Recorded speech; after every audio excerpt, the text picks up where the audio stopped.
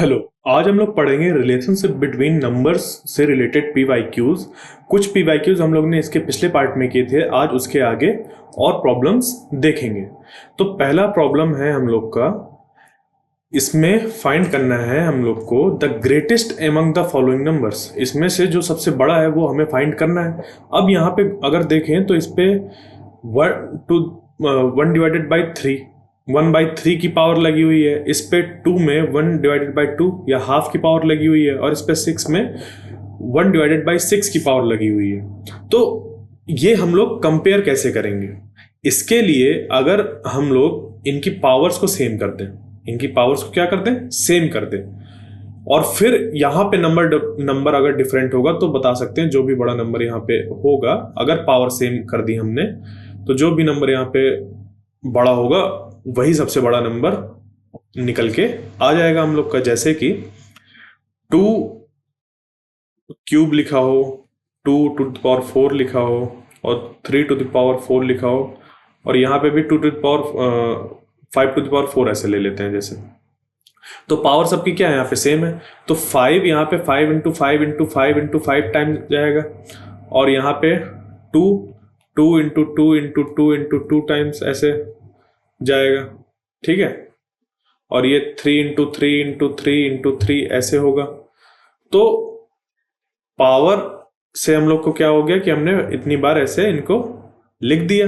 अब पूरी की पूरी वैल्यू डिपेंड किस पे कर रही है, जो भी यहाँ पे नंबर दिया हुआ है, जो सबसे बड़ा नंबर होगा वही सबसे बड़ा यहाँ पे नंबर फॉर्म हो जाएगा, क्योंकि पावर तीनों की कैसी है, सेम है। तो सेम चीज को हम लोग अप्लाई करेंगे यहाँ पे कि जो यहाँ पे पावर दी हुई है, पावर को कर देंगे सेम, ठीक है। पावर कर देंगे सेम। तो पावर सेम कैसे करेंगे?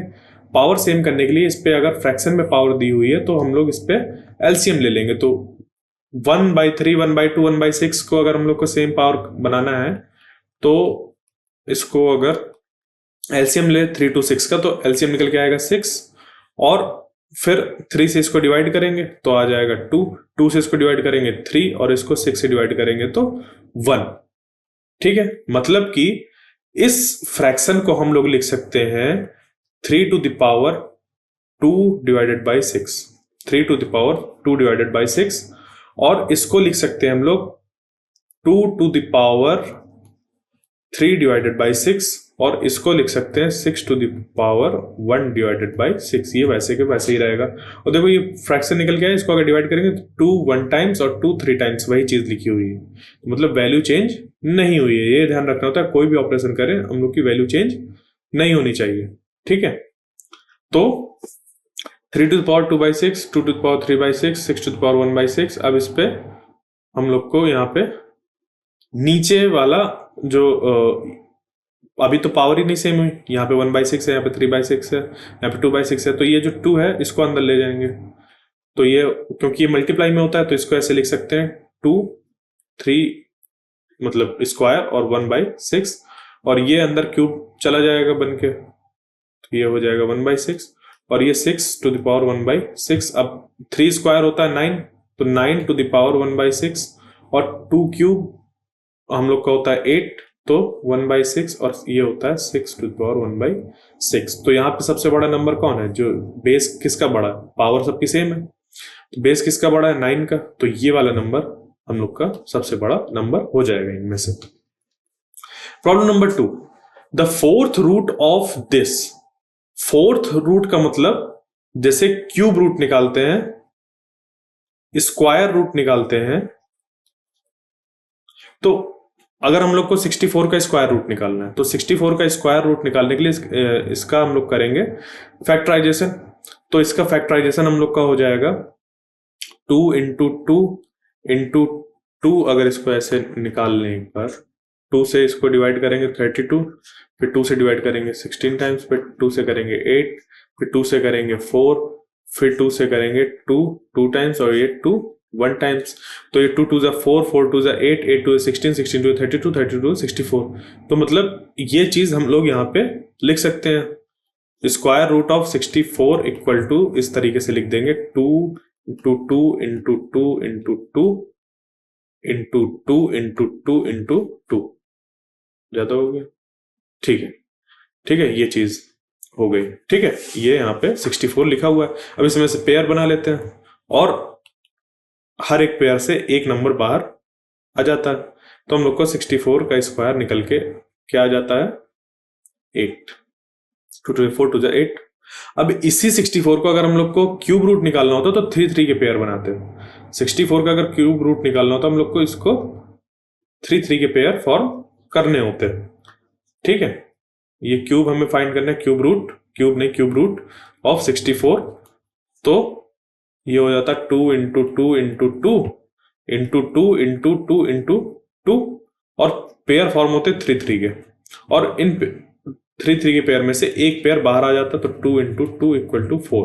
तो क्यूब रूट ऑफ 64 होता है हम लोग का 4। तो यहाँ पे बोला 4th रूट, मतलब कि जो भी यहाँ पे नंबर लिखा हुआ है, ठीक है, ये जो भी नंबर यहाँ पे लिखा हुआ है उसके हम लोग करना है फैक्टराइजेशन, और फैक्टराइजेशन करने के बाद 4 4 के पेयर फॉर्म करने हैं और उनमें से एक नंबर बाहर निकालकर मल्टीप्लाई कर देना है, आंसर हम लोग का निकल आएगा। तो इसके लिए सबसे पहले करेंगे इसको फैक्टराइज। तो इस तरीके से लिखते हैं 4th रूट ऑफ दिस। तो ये ऐसे लग गया और यहाँ पे इसको लिख दिया दो पार्ट में, ये 4900 इंटू 4900। उसके बाद इसको फिर से 49 है ना, ये 7 7 या 49 और 00 है तो 70 इंटू 70 लिख सकते हैं, 70 इंटू 70। अब देखो ये 4 पेयर फॉर्म हो गए, मतलब 4 का एक फॉर्म हो गया हम लोग का ग्रुप, और इन 4 में से एक निकाल लेंगे तो 70 हम लोग का आंसर हो जाएगा। 70 टू द पावर 4 जब करेंगे तो हमें ये नंबर मिलेगा।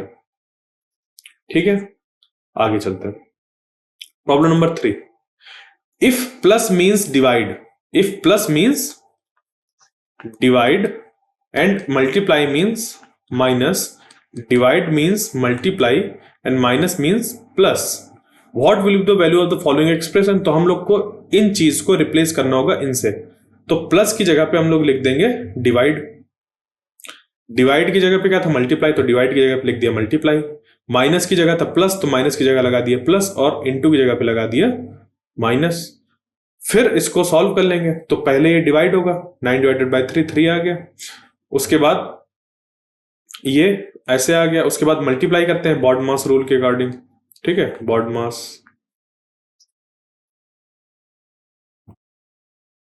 सबसे पहले हम लोग ने डिवीजन देखा क्योंकि ब्रैकेट यहाँ पे कोई है नहीं, तो डिवीजन देखा। उसके बाद मल्टीप्लाई, फिर एडिशन, फिर सब्ट्रैक्शन करेंगे।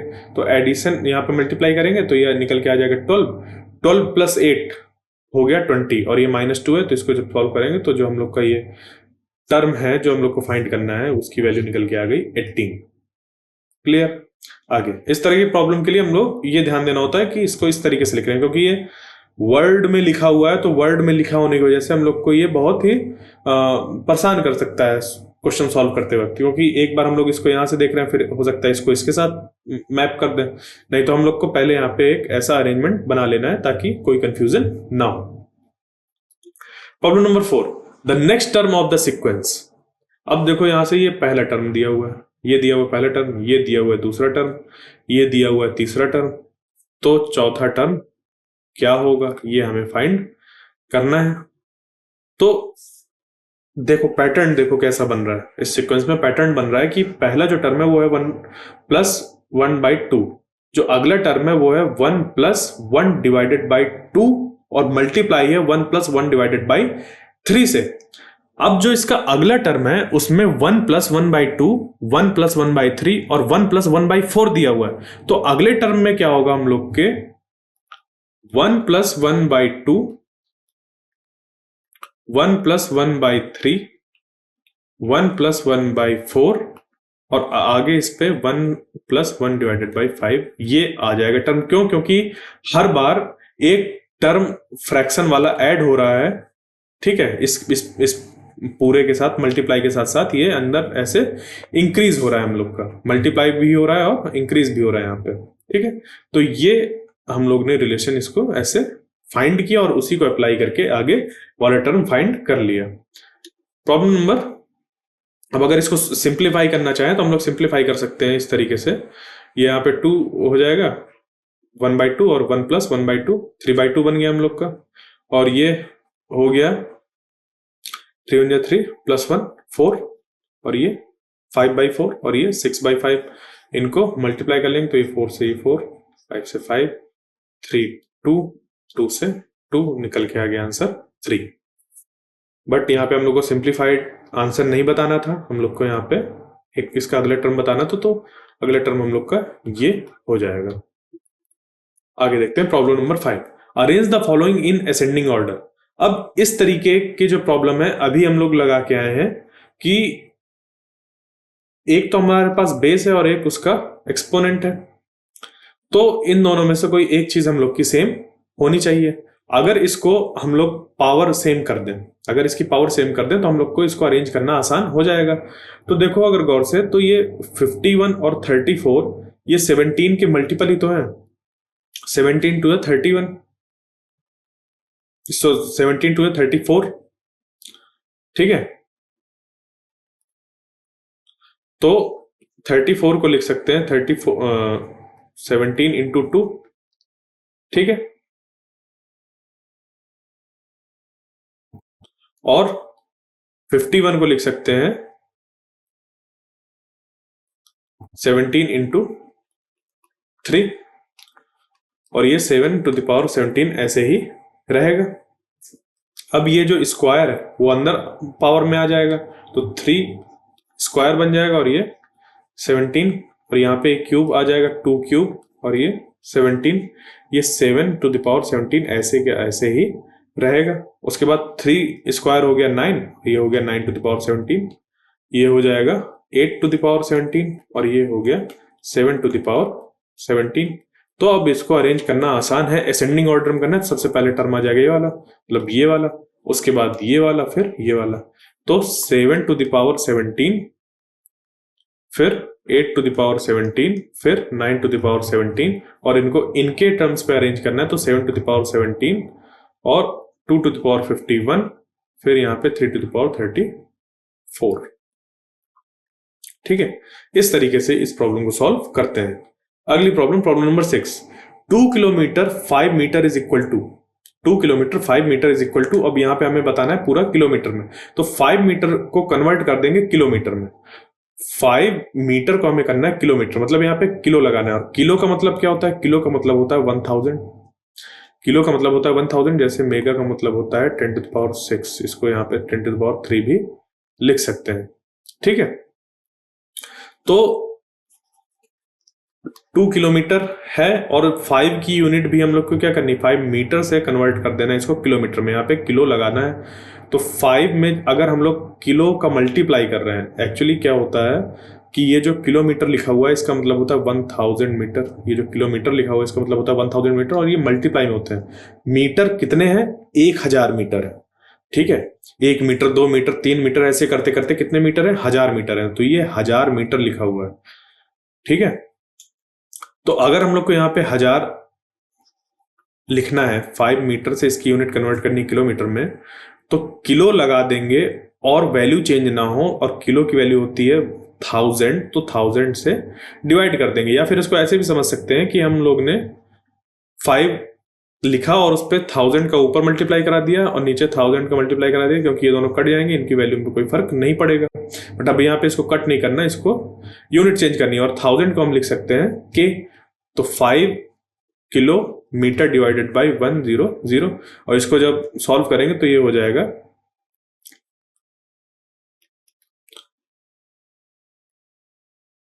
0.005 किलोमीटर, ठीक है ये। तो अब इसको ऐड कर देंगे किस पे? 2 किलोमीटर में, 2.000, तो ये हो जाएगा 2.005 किलोमीटर, ठीक है। ये आ गया आंसर।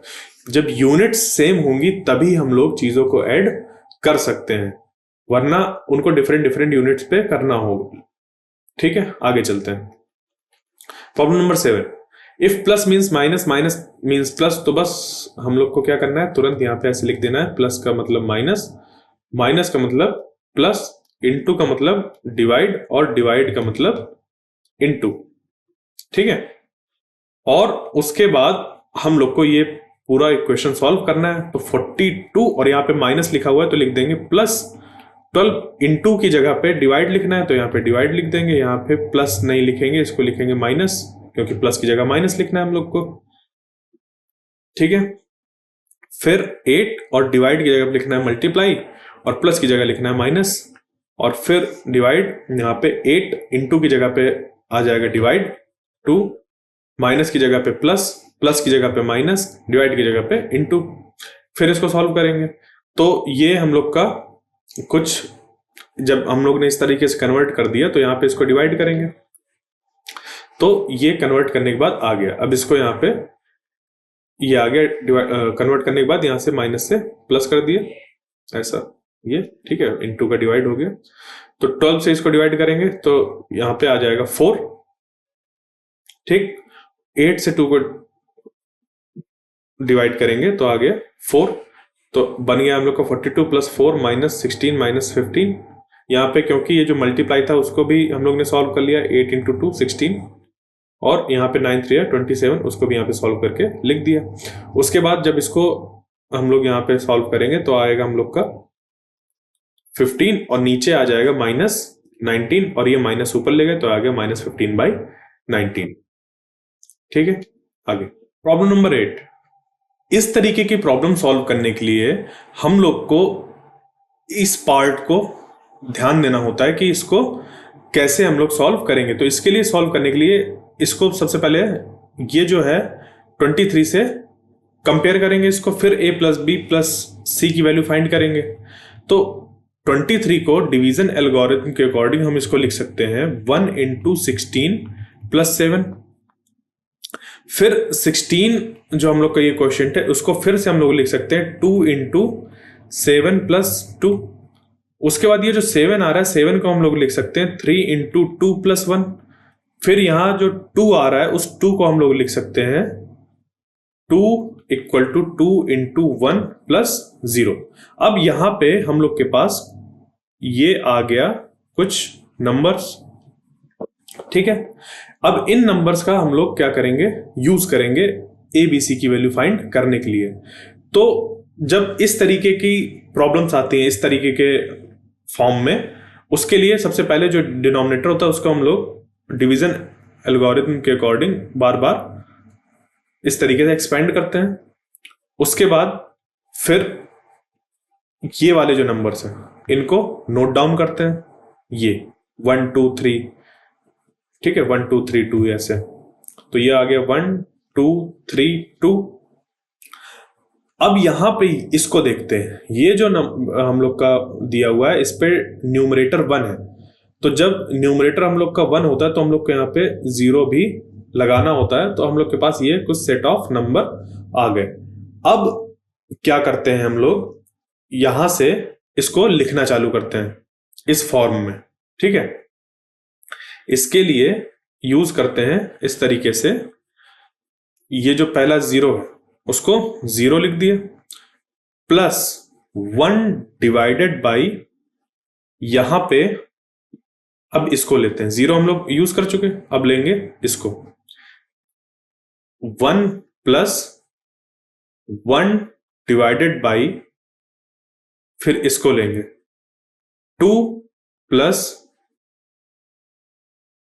1 डिवाइडेड बाई, फिर इसको लेंगे 3 divided by 3 plus 1/2 divided by 2, इस तरीके से। तो अब इसको कंपेयर करें अगर हम लोग इससे, तो a की वैल्यू हो गई, यहां से देखो ये 1/2 आ रहा है ना, तो इसको यहां पे कंपेयर किया तो ये मिल गया हम लोग को कि ये 1/2 आ रहा। फिर इसके बगल में c की वैल्यू हो जाएगी 3 और b की वैल्यू हो जाएगी 2 और a की वैल्यू हो जाएगी 1। तो 1 प्लस 2 प्लस 3 हम लोग का हो जाएगा 6। इस तरीके से हम लोग इस प्रॉब्लम को सॉल्व करते हैं।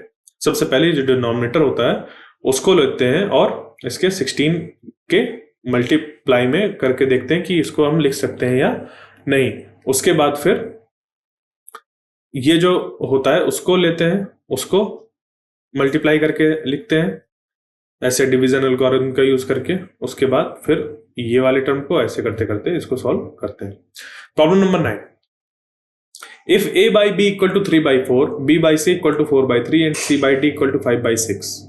ठीक, तो हम लोग को बताना है sum of the numerator and the denominator which are coprime. हम लोग को कुछ इस तरीके से पहले न्यूमरेटर अपॉन डिनोमिनेटर करना है और उसके सम को फाइंड करना है। तो इसके लिए सबसे पहले हम लोग ए बी सी डी को इनको एक रेशियो में निकाल लेंगे। तो ए हम लोग का निकल के आ रहा है 3/4, a ratio b ratio c ratio d निकल के आ रहा है हम लोग का 3/4/5/6। ठीक है, फिर उसके बाद हम लोग को ये चीज बतानी है। तो a by d to the power 1/10 कर देंगे। तो a कितना है हम लोग का 3 और d कितना है 6 और इसकी पावर 10। 3/6 कितना हो गया 1/2, इसकी पावर 10 और यहां पे हो जाएगा 2 टू द पावर 10 और ये हो जाएगा 1/2024। ये निकल के आ गया। अब इसके जो न्यूमरेटर और डिनोमिनेटर निकले हैं उनका हम लोग को क्या बताना है, सम बताना है। ये फाइनली जो हम लोग का फ्रैक्शन बना है इसका न्यूमरेटर और डिनोमिनेटर का सम कर देंगे तो वो हम लोग का आंसर हो जाएगा 2025। ठीक है, आगे problem number 10, choose the incorrect relation from the following. √6 + √2 equal to √5 + √3, √6 + √2 less than √5 + √3, यहाँ पे √6 + √2 ग्रेटर देन √5 + √3। तो हम लोग को अगर इनकी वैल्यू पता होंगी तो हम लोग देख सकते हैं कि कौन सा सही है और कौन सा गलत। तो इसके लिए अगर हम लोग इसके दोनों तरफ रिलेशंस को सबको स्क्वायर करें तो वो हम लोग का निकल के आ जाएगा कि जो पहला वाला है और थर्ड वाला है वो इस रिलेशन को फॉलो कर रहा है, बाकी सेकंड वाला जो है वो फॉलो नहीं कर रहा है, इस रिलेशन को फॉलो नहीं कर रहा है। तो हम लोग का जो आंसर हो जाएगा वो हो जाएगा सी नंबर कि 1 और 3 फॉलो कर रहा है। ठीक है, problem number 11, 2p + 1/p equal to 4, then the value of p cube + 1 divided by 2p cube. तो इसके लिए हम लोग क्या करें, इसको डिवाइड अगर कर दें हम लोग 2 से तो ये हो जाएगा p, ये हो जाएगा 1 डिवाइडेड बाई 2p और ये हो जाएगा 2। अब इसका अगर क्यूब कर दें, दोनों तरफ क्यूब कर दें तो ये हो जाएगा p cube + 1 divided by 2p cube plus 3 into p divided by 2p। ये भी इंटू में ही होता है, ये होता है ना formula a + b whole cube is equal to a cube + b cube plus 3ab bracket में a + b, यही होता है। तो उसी फॉर्मूले से हम लोग ने इसको एक्सपेंड किया, इस पे यहाँ पे ये, उसके बाद 3 into p into 1 divided by 2p bracket में a + b, तो हो जाएगा p + 1 डिवाइडेड बाई 2p। ठीक है, अब यहां पर क्या करेंगे हम लोग, इसको फिर यही तो फाइंड करना है, p cube + 1 divided by 2p cube, ये p cube + 1 divided by 8p cube नहीं, और ये अभी इधर वाला राइट हैंड टर्म भी तो बचा हुआ है, 2 क्यूब हो जाता है 8। तो ये चीज फाइंड करनी है। इसको अगर देखें तो ये p क्यूब + 1 डिवाइडेड बाई 8 इसका क्यूब होगा, 2 का क्यूब होगा और p का क्यूब अलग होगा, तो ये बन गया। इसको फाइंड करना है तो ये जितनी भी चीजें हैं उसको उधर ले जाएंगे, p से p ये डिवाइड हो गया और ये आ गया 3 यहां पे प्लस 3/2 ब्रैकेट में p + 1/2p की वैल्यू कितनी थी, यहां से अगर देखें p + 1/2 की वैल्यू कितनी थी 2, तो इसकी जगह पे लिख देंगे 2 इक्वल टू 8, तो 2 से 2 कैंसिल हो गया, ये 3 इधर आ जाएगा माइनस में, तो p cube + 1 divided by 8p cube की वैल्यू निकल के आ गई 8 - 3 इक्वल टू 5।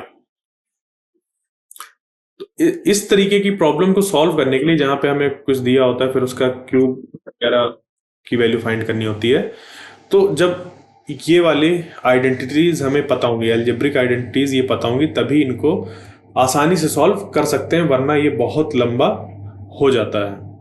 ठीक है, तो ये याद करना बहुत जरूरी है। आगे देखते हैं प्रॉब्लम नंबर 12।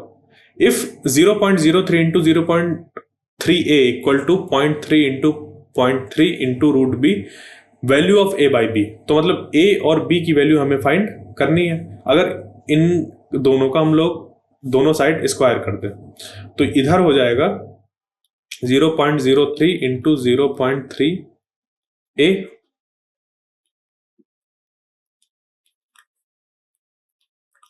इक्वल टू, इधर हो जाएगा इनका स्क्वायर, तो इसका स्क्वायर हो जाएगा यहाँ पे 0.3 स्क्वायर इंटू 0.3 स्क्वायर, ये square into b, root b का स्क्वायर करेंगे तो बी आ जाएगा। अब वैल्यू किसकी निकालनी थी, ए बाई बी की, तो ए यहाँ पे मल्टीप्लाई पे और ये बी इधर डिवाइड पे आ जाएगा, और ये जो पूरा हिस्सा है वो चला जाएगा इधर डिवाइड पे। तो 0.3 square into 0.3 square divided by 0.03 into 0.3। ठीक है, तो इससे हम लोग का जो बनेगा, ये एक पावर इससे कट हो जाएगी और ये इसको डिवाइड कर देगा, तो ये हम लोग का आंसर निकल के आ जाएगा यहाँ पे 10। ठीक है, अब इसको 0.3 स्क्वायर जब करेंगे तो ये हो जाएगा 0.09 और उस पर मल्टीप्लाई कर देंगे 10 का, तो ये निकल के आ जाएगा हम लोग का 0.9। यहाँ पे मल्टीप्लाई करने से ये आ जाएगा 0.9। इस तरीके से a by b equal to 0.9, 0.9। Problem number 13। The sum of two numbers is 24 and their product is 143. Sum of their squares is, दो नंबर हैं जिनका सम 24 है और प्रोडक्ट कितना है 143। फिर हम लोग को बताना है सम ऑफ देयर स्क्वायर्स। तो x square plus y square हमें बताना है जब हमें ये चीज दी हुई है। तो एक्स स्क्वायर वाई स्क्वायर किस आइडेंटिटी में आता है, किस फॉर्मूले में आता है, ये आता है अगर हम लोग एक्स प्लस वाई का होल स्क्वायर कर दें। ठीक है, तो ये हो जाता है x square plus y square plus 2xy। अब हम लोग को प्रोडक्ट दिया हुआ है और एक्स प्लस वाई की वैल्यू दी हुई है, तो एक्स प्लस वाई की वैल्यू यहाँ पुट कर दो 24 स्क्वायर, और यही हम लोग को फाइंड करना है जो नंबर्स हैं उनके स्क्वायर का सम, प्लस 2 इंटू 143।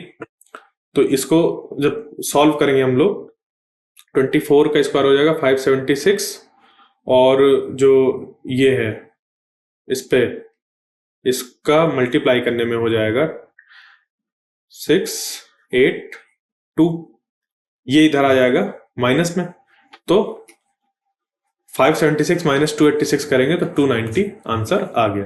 तो x square plus y square मतलब उन दो नंबर्स का जो स्क्वायर था उसका सम आ गया हम लोग का 290। आगे, if 4x equal to 18y then the value of x by y minus 1। तो x बाई वाई निकाल लो, x divided by y equal to 18 divided by 4, और 18 डिवाइडेड बाई 4 को यहाँ पे पुट कर दो, तो 18 डिवाइडेड बाई 4 माइनस 1, 4 इधर चला जाएगा, या फिर एलसीएम ले लो 4, तो ये आ गया 18 और इधर आ जाएगा 4, इसको माइनस करेंगे तो निकल के आ जाएगा 14 डिवाइडेड बाई 4, इसको डिवाइड कर देंगे इसके हाईएस्ट कॉमन फैक्टर से, तो ये हो जाएगा 2 और ये हो जाएगा 7, तो आंसर आ गया 7/2। ठीक है, ये हम लोग का आ गया आंसर 7/2 इसको सॉल्व करने के बाद। तो ये थी कुछ प्रॉब्लम्स जो हम लोग रिलेशनशिप बिटवीन नंबर्स से रिलेटेड हैं, और PYQs हैं बहुत ढेर सारे एग्जाम्स के। मेनली अभी हम लोग SSC के एग्जाम्स का PYQs देख रहे हैं। Thank you.